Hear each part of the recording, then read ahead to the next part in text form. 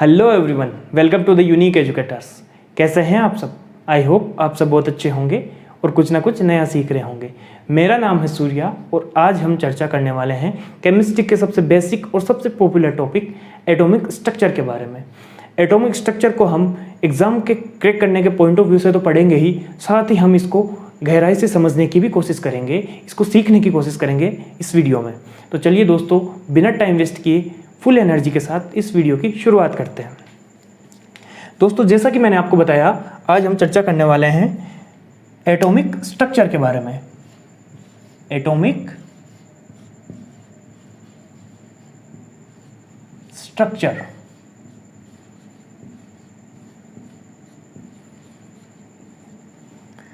इसको हम हिंदी में बोलते हैं दोस्तों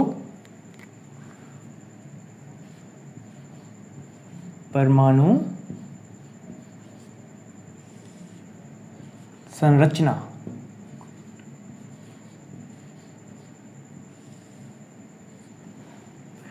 दोस्तों, जैसा कि आपको नाम से पता चल रहा होगा, हम इस वीडियो में परमाणु की संरचना के बारे में बात करने वाले हैं। मैंने आपको बताया था कि हम इस चैप्टर को बिल्कुल बेसिक से पढ़ेंगे। तो दोस्तों, इस चैप्टर में हम सबसे पहले बात करते हैं पदार्थ की। जी हाँ दोस्तों, हम सबसे पहले बात करते हैं पदार्थ की।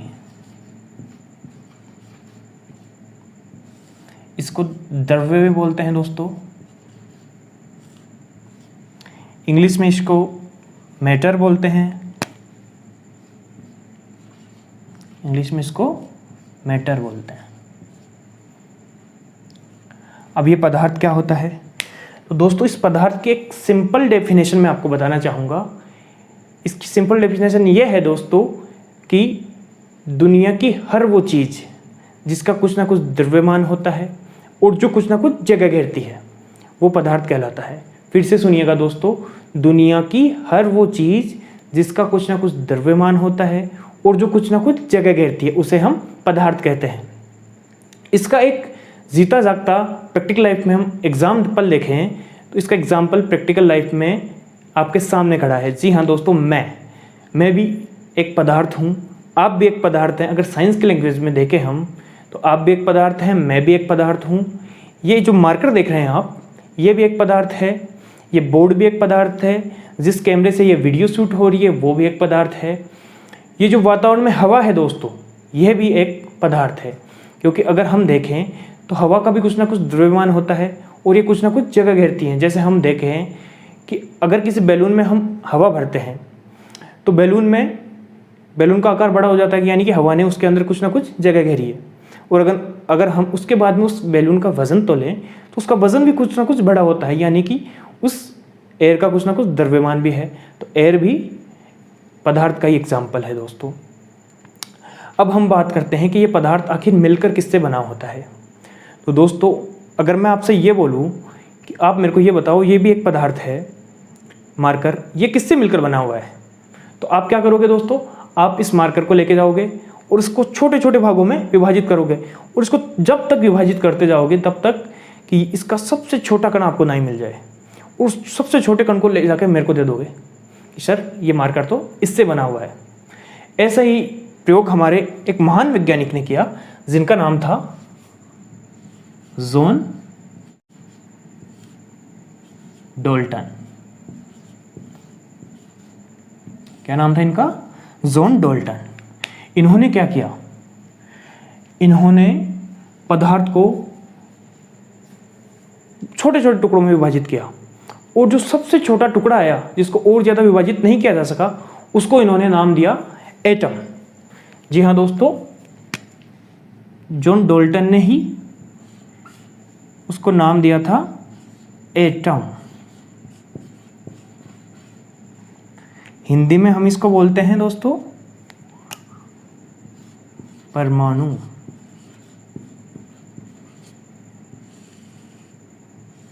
अब आपके दिमाग में सवाल आ रहा होगा कि भाई जॉन डाल्टन भाई साहब ने इसको एटम ही नाम क्यों दिया?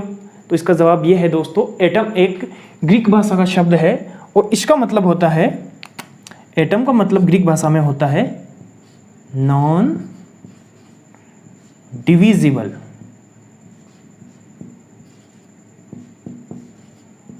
यानी कि अविभाज्य, जिसको और ज़्यादा विभाजित नहीं किया जा सकता। इसी आधार पर जॉन डाल्टन भाई साहब ने परमाणु की परिभाषा ये बताई कि पदार्थ का सूक्ष्मतम अविभाज्य कण परमाणु कहलाता है। क्या बताई उन्होंने? पदार्थ का सूक्ष्मतम अविभाज्य कण परमाणु कहलाता है। तो इसको एक बार हम लिख लेते हैं दोस्तों डेफिनेशन को। इन्होंने बताया पदार्थ का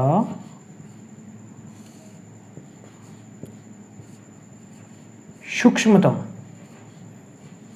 यानी कि सबसे छोटा अविभाज्य कण, यानी कि जिसको और ज्यादा विभाजित नहीं किया जा सके,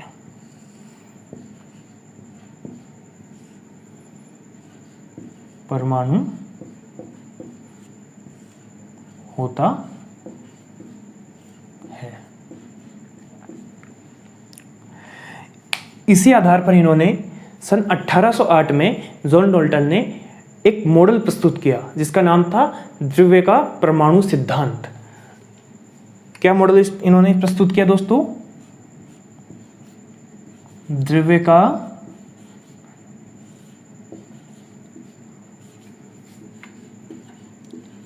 परमाणु सिद्धांत।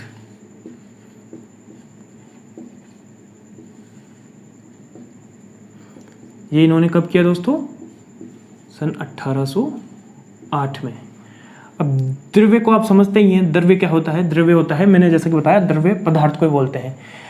स्टूडेंट्स काफी कंफ्यूज होते हैं द्रव्य और द्रव में। जैसा कि मैंने बताया, द्रव्य का मतलब तो होता है दोस्तों पदार्थ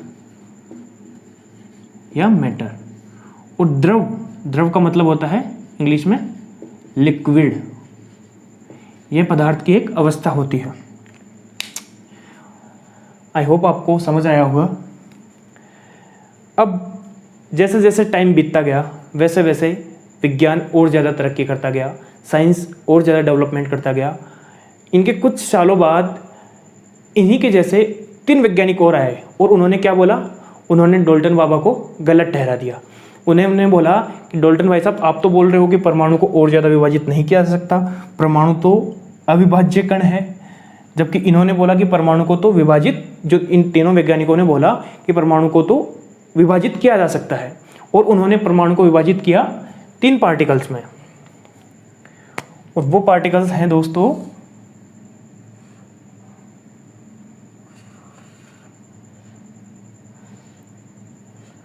फर्स्ट पार्टिकल का नाम उन्होंने दिया इलेक्ट्रॉन।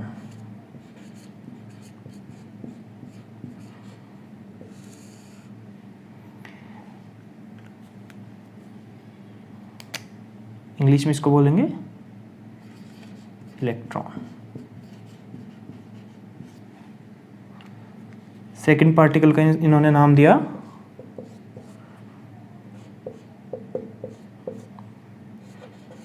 प्रोटॉन।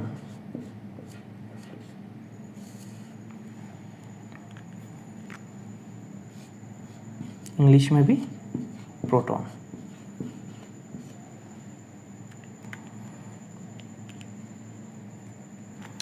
थर्ड पार्टिकल का इन्होंने नाम दिया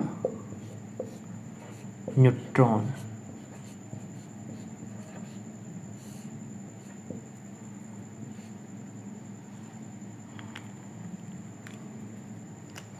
इंग्लिश में भी इसको न्यूट्रॉन बोलते हैं। इलेक्ट्रॉन को दोस्तों हम रिप्रेजेंट करते हैं, इसका सिंबल होता है E-। प्रोटॉन का सिंबल होता है P पॉजिटिव, और न्यूट्रॉन का सिंबल होता है N0 या फिर N भी बोल सकते हैं हम दोस्तों। अब ये आपके दिमाग में सवाल होगा, मैंने इसका सिंबल नेगेटिव क्यों दिया, प्रोटॉन का सिंबल पॉजिटिव क्यों दिया? तो इसका जवाब ये है दोस्तों कि इलेक्ट्रॉन पे ऋणावेश होता है, यानी कि ऋणात्मक आवेश होता है, नेगेटिव चार्ज होता है, इसलिए इस पे हम नेगेटिव का साइन लगाते हैं। प्रोटॉन पे पॉजिटिव चार्ज होता है, धनावेश होता है, इसलिए हम इस पे पॉजिटिव चार्ज लगाते हैं। और न्यूट्रॉन पे कोई चार्ज नहीं होता, ये उदासीन होता है, इसलिए इसको पे कोई चार्ज नहीं लगाते। अब उन 3 बाबाओं के नाम मैं आपको बताऊं तो इलेक्ट्रॉन की खोज तो की थी दोस्तों हमारे महान वैज्ञानिक जे थॉमसन ने। प्रोटॉन की खोज की थी दोस्तों गोल्डस्टीन ने। और न्यूट्रॉन की खोज की थी दोस्तों चैडविक ने। अब आप सोच रहे होंगे कि सर आपने इन वैज्ञानिकों का नाम तो बता दिया, लेकिन हम इन तीनों वैज्ञानिकों का नाम याद कैसे रखें? तो इसकी भी मैंने एक दोस्तों एक बेहतरीन ट्रिक बना रखी है, वो मैं आपको बताता हूं। इसकी ट्रिक ये है दोस्तों,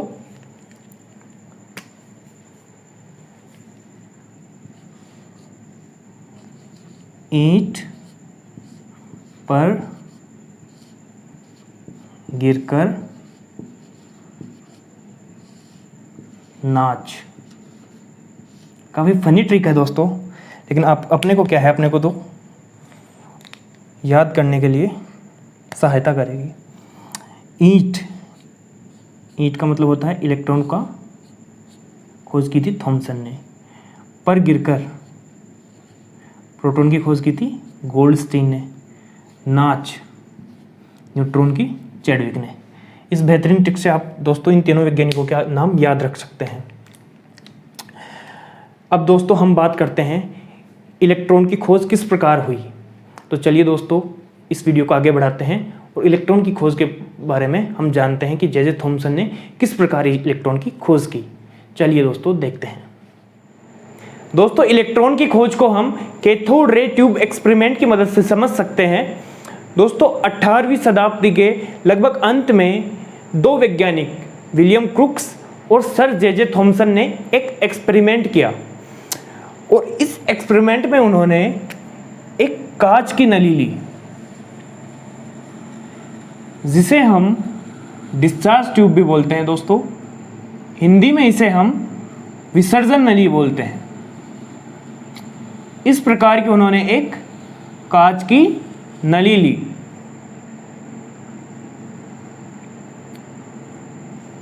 और इस विसर्जन नली में उन्होंने 2 इलेक्ट्रोड्स लगा दिए।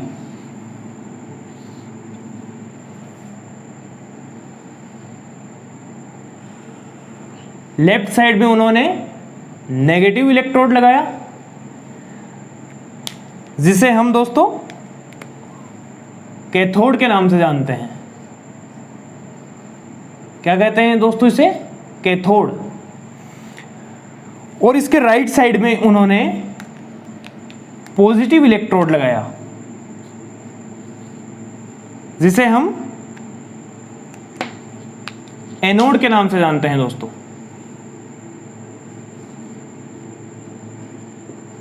एनोड। अगला काम उन्होंने क्या किया, उन्होंने इस नली के अंदर एक गैस भरी, कोई भी एक गैस उन्होंने इस नली के अंदर डाली। फिर उन्होंने इन दोनों इलेक्ट्रोड्स को एक हाई वोल्टेज वाली, एक उच्च विभव वाली, हाई पोटेंशियल वाली एक बैटरी से कनेक्ट किया। इस प्रकार उन्होंने एक हाई पोटेंशियल वाली बैटरी से कनेक्ट किया।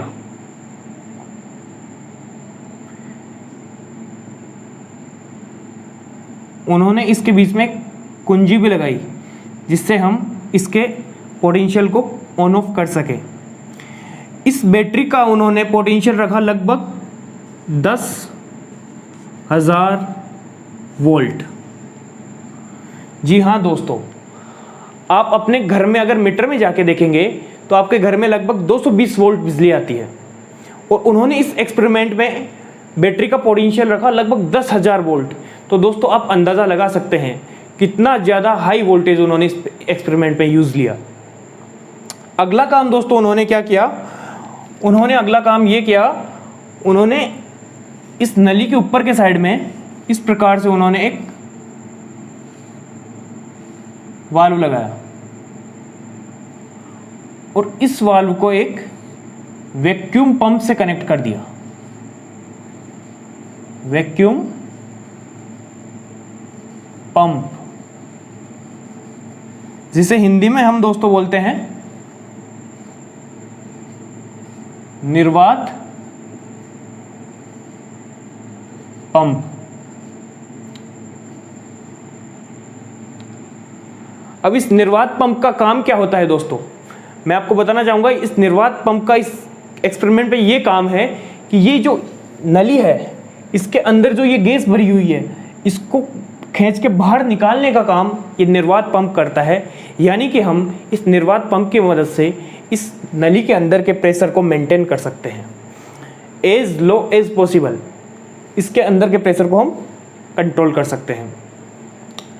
उन्होंने क्या किया दोस्तों, इस निर्वात पंप की मदद से इसके अंदर के प्रेशर को बहुत कम कर दिया। उन्होंने लगभग 10 की घात -4 mm ऑफ Hg, बहुत कम प्रेशर है दोस्तों। ये इतना प्रेशर उन्होंने इस वैक्यूम पंप की सहायता से इस नली के अंदर मेंटेन किया। अब दोस्तों जैसे ही उन्होंने इस कुंजी को ऑन किया, उन्होंने देखा कि कुछ इनविजिबल रेज, कुछ अदृश्य किरणें कैथोड से एनोड की तरफ जा रही है। इस प्रकार से कुछ इनविजिबल रेज, अदृश्य किरणें कैथोड से एनोड की तरफ जा रही है।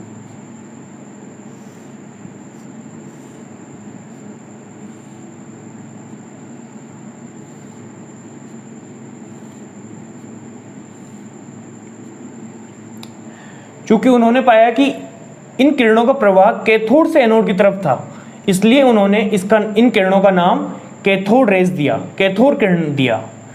और इस एक्सपेरिमेंट का इसी कारण से नाम कैथोड रेज ट्यूब एक्सपेरिमेंट पड़ा। अब दोस्तों आपके दिमाग में एक सवाल आ रहा होगा कि सर अगर ये किरणें अदृश्य थी, इनविजिबल रेज थी अगर ये, तो सर उनको कैसे दिखाई दी है? आपका सवाल बिल्कुल सही है दोस्तों। इसके लिए भी उन्होंने एक काम किया। उन्होंने क्या किया, उन्होंने इस नली के इस सतह पर एक फ्लोरोसेंस मटेरियल का लेप कर दिया, एक स्फुर दीप्त पदार्थ का लेप कर दिया इस प्रकार से।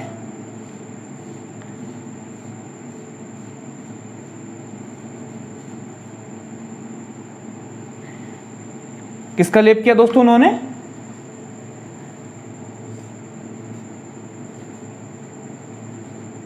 स्फुर दीप्त पदार्थ,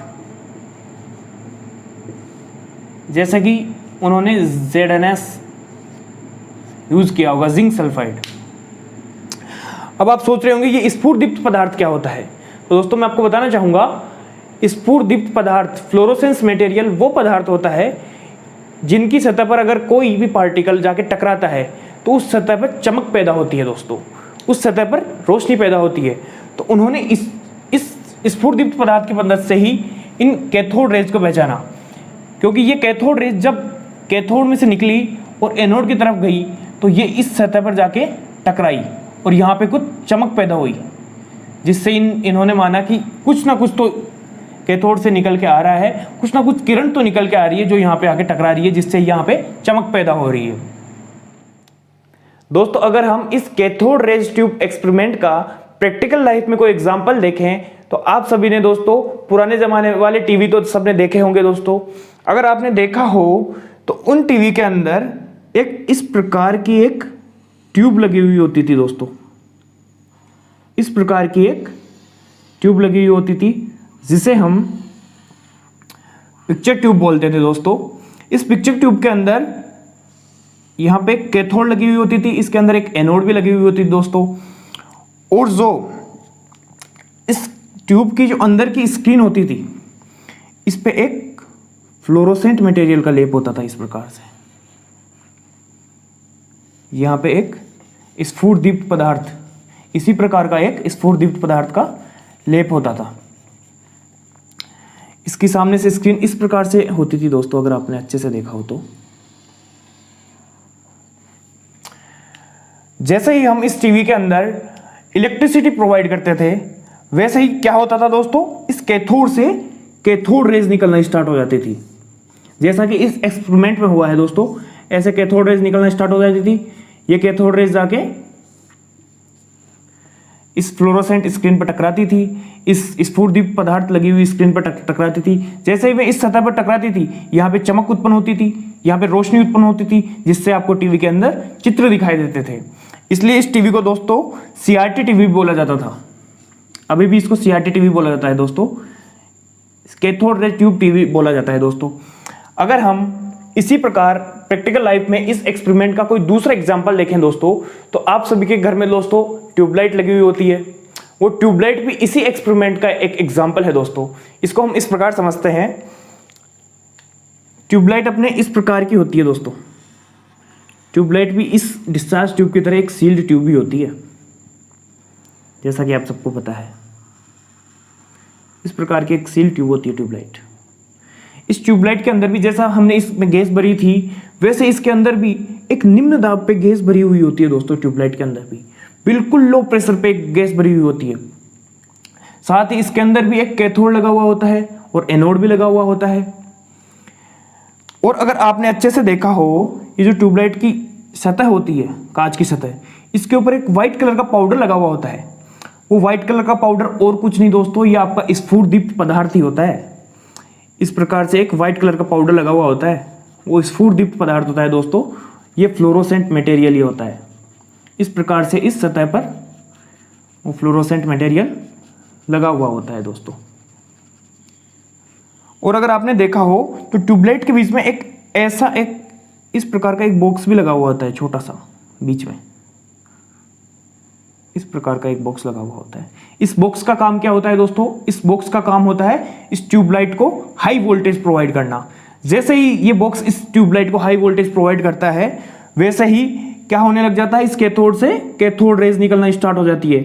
और ये कैथोड रेज इस फ्लोरोसेंट मटेरियल लगी हुई स्क्रीन से टकराती है। ये जो स्फुरदीप्त पदार्थ लगा हुआ है, इससे टकराती है। और आप सबको पता ही है, स्फुरदीप्त पदार्थ की सतह पर अगर कोई भी पार्टिकल टकराता है तो वहाँ पे चमक पैदा होती है। जैसा कि मैंने बताया दोस्तों, वहाँ पे रोशनी उत्पन्न होती है। जैसे ही ये रोशनी उत्पन्न होती है, आपकी ये ट्यूबलाइट उजाला करना स्टार्ट कर देती है और इस प्रकार आपके घर में उजाला होता है दोस्तों। तो दोस्तों, उम्मीद है आपको ये ट्यूबलाइट और सीआरटी टीवी का कॉन्सेप्ट समझ में आया होगा। तो दोस्तों, आप समझ गए होंगे कि ट्यूबलाइट और सीआरटी टीवी इसी experiment, cathode rays tube experiment पे आधारित हैं। इसी एक्सपेरिमेंट के अकॉर्डिंग ये वर्क करते हैं दोस्तों। वैसे तो ये एक्सपेरिमेंट विलियम क्रुक्स ने किया था, लेकिन इन कैथोड रेज के गुणधर्मों का, इन कैथोड रेज की प्रॉपर्टीज का आगे अध्ययन हमारे सर जे थॉमसन ने किया। और उन्होंने ही आगे जाकर इन कैथोड रेज को इलेक्ट्रॉन नाम दिया। जी हाँ दोस्तों, जे थॉमसन ने ही इन कैथोड रेज को बाद में आगे जाकर इलेक्ट्रॉन नाम दिया।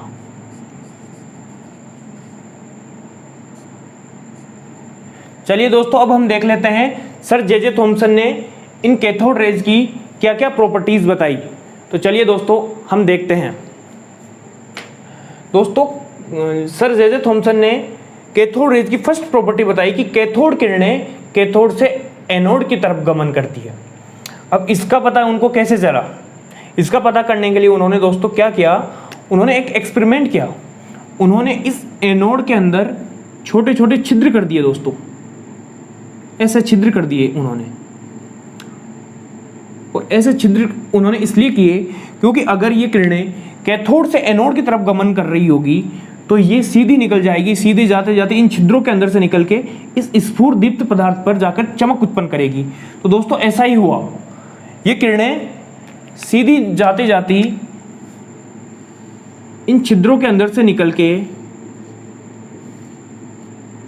इस स्फुरदीप्त पदार्थ पर जाके टकराई, जिससे चमक उत्पन्न हुई, जिससे यह सिद्ध हुआ कि ये किरणें कैथोड से एनोड की तरफ गमन कर रही है। नेक्स्ट उन्होंने जे थॉमसन ने नेक्स्ट गुणधर्म कैथोड रेज का बताया कि कैथोड रेज ऋणात्मक प्रकृति की होती है। अब इसका पता उन्होंने कैसे लगाया, इसके लिए भी उन्होंने दोस्तों इस ट्यूब पे एक एक्सपेरिमेंट किया। उन्होंने क्या किया दोस्तों, उन्होंने इस ट्यूब के ऊपर और नीचे विद्युत क्षेत्र लगाया। उन्होंने इसके ऊपर और नीचे 2 प्लेट लगाई। इस प्रकार से उन्होंने 2 प्लेट लगाई। ऊपर साइड में उन्होंने लगाई पॉजिटिव प्लेट और नीचे लगाई उन्होंने नेगेटिव प्लेट। तो जैसे ही उन्होंने ये विद्युत क्षेत्र इस ट्यूब पे लागू किया, वैसे ही ये जो किरणें सीधी जा रही थी, यह पॉजिटिव चार्ज की तरफ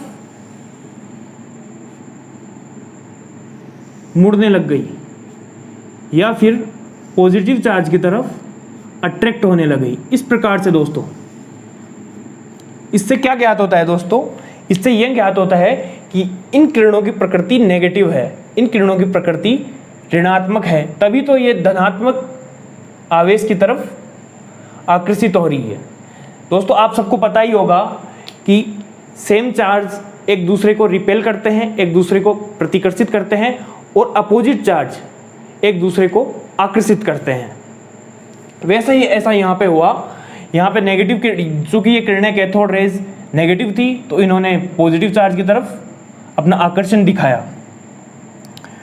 इस प्रकार ये सिद्ध हो गया कि कैथोड रेज की प्रकृति ऋणात्मक होती है। नेक्स्ट उन्होंने कैथोड रेज का गुणधर्म बताया दोस्तों कि कैथोड किरणें चुंबकीय क्षेत्र से प्रभावित होती है। इसके लिए भी उन्होंने कुछ एक्सपेरिमेंट किया दोस्तों। उन्होंने इसके लिए क्या किया, उन्होंने इसी ट्यूब पे चुंबकीय क्षेत्र अप्लाई किया इस प्रकार से।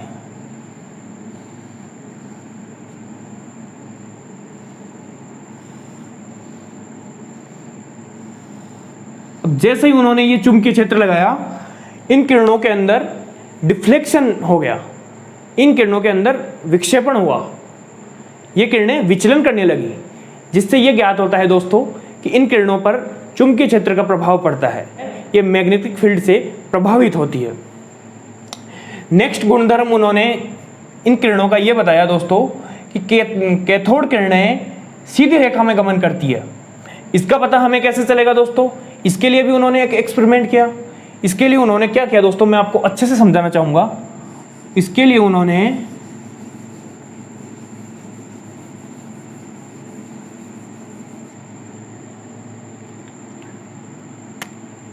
इन कैथोड रेज के रास्ते में एक ठोस पदार्थ रख दिया।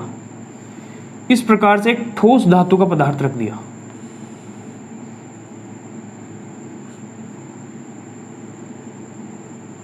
अब जैसे ही उन्होंने ये ठोस धातु का पदार्थ रखा, तो ये जो कैथोड रेज थी,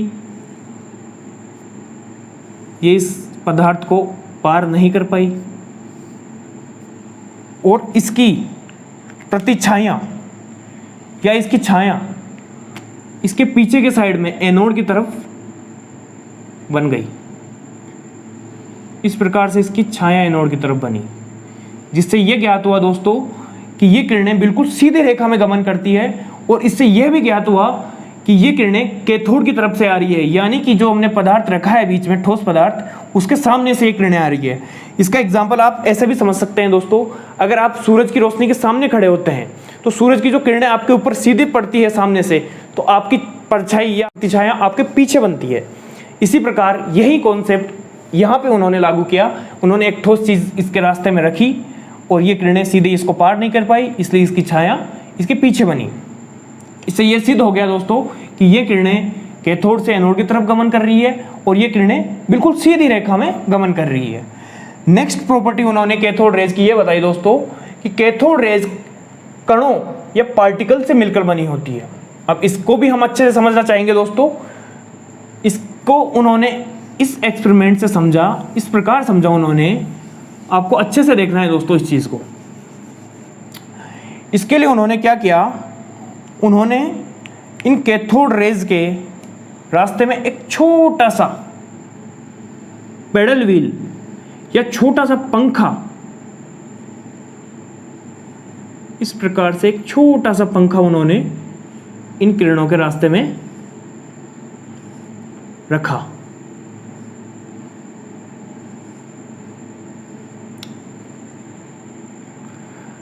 और जैसे ही उन्होंने ये 10,000 वोल्ट अप्लाई किया, वैसे ही ये किरणें यहां से निकलने लगी और ये किरणें निकलकर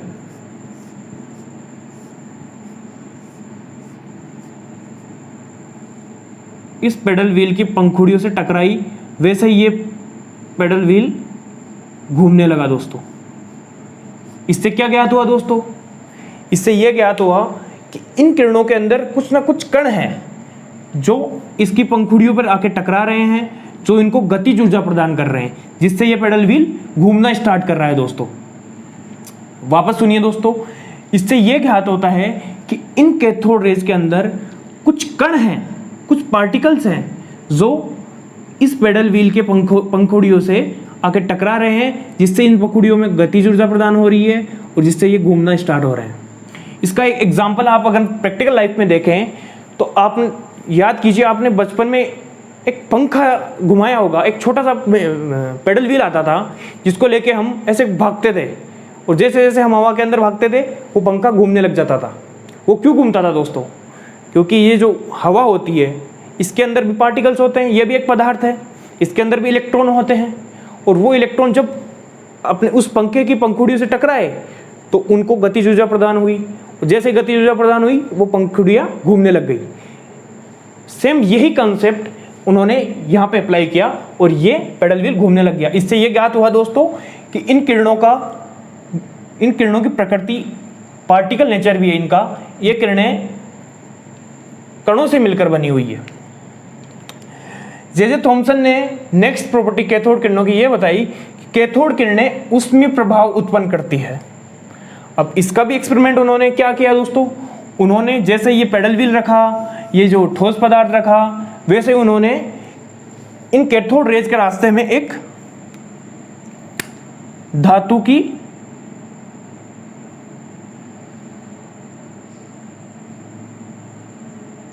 प्लेट रखी इस प्रकार से। अब जैसे ही उन्होंने ये धातु की प्लेट रखी, ये किरणें आकर उस धातु की प्लेट से टकराई, यूं टकराई। तो थोड़ी देर बाद उन्होंने क्या देखा कि ये धातु की प्लेट लाल होना स्टार्ट हो गई, साथ ही साथ ये गर्म होना स्टार्ट हो गई। इससे क्या ज्ञात हुआ दोस्तों?